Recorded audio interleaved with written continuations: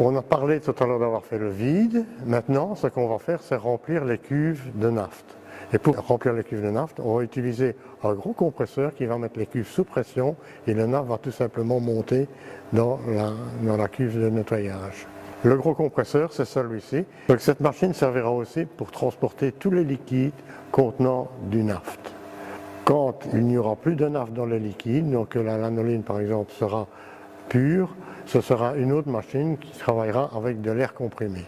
Cette machine, c'est un compresseur. Elle est complète, il n'y a pas de courant pour entraîner quelque chose.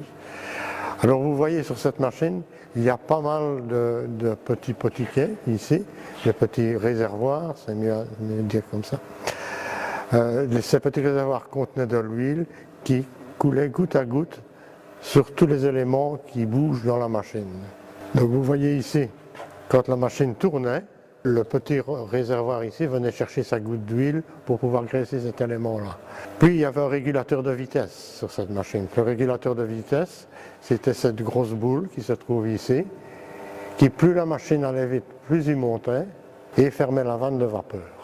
Quand la pression était arrivée à une certaine valeur dans les cuves qui se trouvent de l'autre côté, eh bien il y avait une fermeture automatique aussi. Donc c'est un petit peu comme un vrai compresseur que vous avez chez vous pour gonfler les pneus. Quand la pression est assez grande, il s'arrête. La vitesse est régulée et donc c'est à peu près la même machine. Cette machine donc fonctionnait automatiquement, on n'avait pas besoin d'aide, sauf de remplir les petits wheelers qui se trouvent un peu partout sur la machine.